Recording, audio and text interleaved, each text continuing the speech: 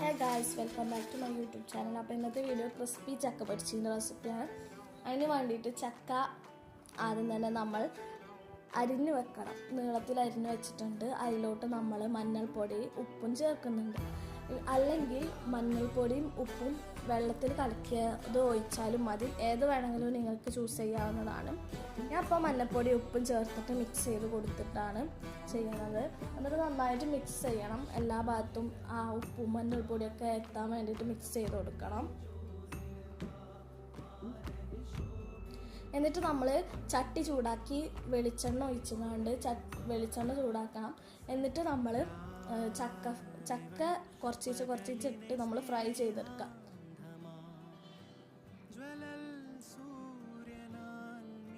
എന്നിട്ടൊരു yellow brown colour വരുമ്പോൾ അത് നമുക്ക് കോരി മാറ്റാവുന്നതാണ്.